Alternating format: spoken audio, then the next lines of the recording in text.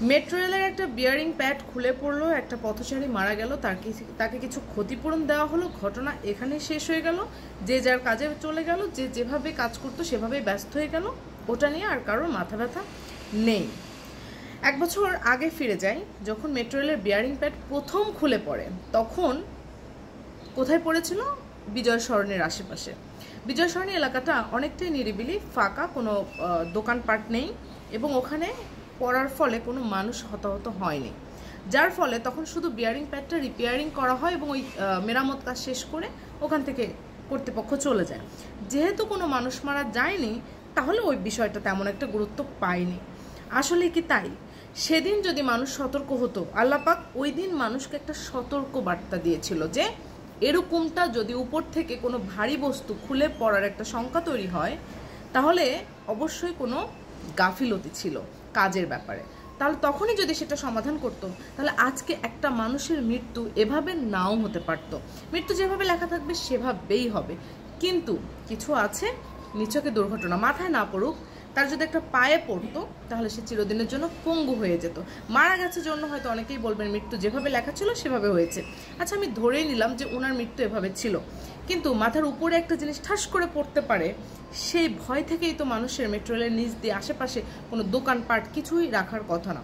কিন্তু না, আমাদের দেশের মানুষ, মানে আমরা বেহায়া জাতি, মানে একই কাজ আমরা বারবার করব। আমরা হচ্ছে বেলতলায় বারবার যাব ন্যাড়া মাথা নিয়ে, তো আবারও মানুষ যাবে, আবারও ঘটনা ঘটবে, আবারও একইভাবে ক্ষতিপূরণ। এভাবেই আমাদের দেশ 53, 54, 55 বছর ধরে এভাবেই চলছে। কিছু ক্ষতিপূরণ, কিছু মধ্যবিত্ত মানুষকে যদি ঠিকঠাক মতো চুপ করিয়ে রাখা যায়, তাহলে দেশটা তো ভালোই চলে। যেদিন প্রথম বিয়ারিং প্যাড খুলে পড়েছিল, সেদিন কি কর্তৃপক্ষকে মানুষ সতর্ক কেন করবে? কর্তৃপক্ষের বোঝা উচিত ছিল না যে বিয়ারিং প্যাডের তার মানে কোনো ত্রুটি আছে? প্রত্যেকটা বিয়ারিং প্যাড আমরা মেরামত করি, বা প্রত্যেকটা বিয়ারিং প্যাড সম্পর্কে আমরা আরও বেশি গবেষণা করি, মেট্রো রেল কিছুদিন বন্ধ রাখি না, তাদের লাভ লোকসানের একটা হিসেব আছে তো আবার। আর মানুষের এত মানুষ, কোটি কোটি মানুষ, প্রায় 22 কোটি মানুষ বাংলাদেশে, 2-1 জন একটু বিয়ারিং প্যাড পরে মারা গেলে কি এমন ক্ষতি হবে? বিশ্বের বহু দেশে প্রত্যেকটা মানুষের জীবনকে অনেক গুরুত্বপূর্ণ হিসেবে বিবেচনা করা হয়। কেননা একটা মানুষের জীবন সমান সমান কি জানেন আপনি? আপনি হয়তো ভিডিওটা দেখছেন, দেখার পর স্কিপ করে চলে যাবেন, ভুলেও যাবেন, আমিও সেটা জানি। তারপরেও পৃথিবীতে এমন অনেক নজির আছে, একটা কথা, একটা ঘটনা, একটা ভিডিও, একটা তথ্য মানুষকে অনেক এগিয়ে দেয়, একটা সমাজকে অনেক এগিয়ে দেয়। সেজন্যই কথাগুলো বলা। পৃথিবীর বহু দেশে, ছোট্ট একটা পৃথিবীর বহু দেশে এমন অনেক নজির আছে, প্রত্যেকটা মানুষকে আলাদা করে তার জীবনের মূল্যায়ন করা হয়, তার জীবনের সিকিউরিটি দেওয়া হয়। কারণ কি জানেন? একটা মানুষের ক্ষতি হওয়া, ধরেন আমার ফ্যামিলির যিনি উপার্জনক্ষম ব্যক্তি, তিনি যদি হঠাৎই কিছু হয়ে যায়, বুঝতে পারছেন আমার পুরো ফ্যামিলিটার কি অবস্থা হবে? অবশ্যই সেখান থেকে আরেকজনকে উঠে দাঁড়াতে হবে, আর যদি উঠে দাঁড়ানোর মতো কেউ না থাকে, তাহলে একেবারে ধসে পড়ে যেতে হবে। মানুষ তো গাদি গাদি টাকা পয়সা নিয়ে বসে থাকে না, যে আজকে মারা যাবে, কালকে আমি ওই টাকার বস্তা খুলে বসবো, তা কিন্তু হয় না।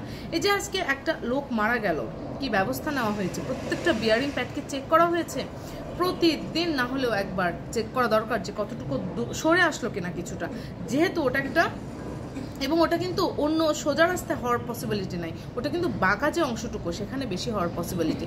কারণ ট্রেন যখন উপর দিয়ে যায় তখন কি হয়, অনেকটা নড়াচড়া হয় বেশি। যখন কাত হয়ে যায় তখন সেই নড়াচড়ার প্রবণতা দুদিকে দুলতে থাকে, তখন বিয়ারিং প্যাড পড়ে যাওয়ার সম্ভাবনাটা বেশি হয়। এটা শুধুমাত্র ফার্মগেট এরিয়াতে কিছুটা অংশ বেশি বাঁকা আছে, তো ওই জায়গাটা বারবার খেয়াল করলে অসুবিধাটা কোথায়, এবং ত্রুটিপূর্ণ কোনো কিছু আছে নাকি সেটাতে মেরামত কাজ চালালে অসুবিধা কোথায়? মানুষের জীবনের কোনো কি দাম নাই?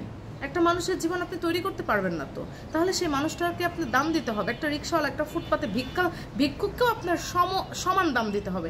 আজকে যদি একজন ভিক্ষুক মারা যেত, তার ধরেন পিছনের কেউ নাই, তার কোনো জ্ঞাতি গোষ্ঠী আত্মীয় স্বজন কেউ নাই, আপনি ক্ষতিপূরণটা ভাই কাকে দিতেন? যে মানুষটা চলে যাবে, মানুষটার জীবনটা ইম্পর্টেন্ট, কোনো ক্ষতিপূরণ ইম্পর্টেন্ট না।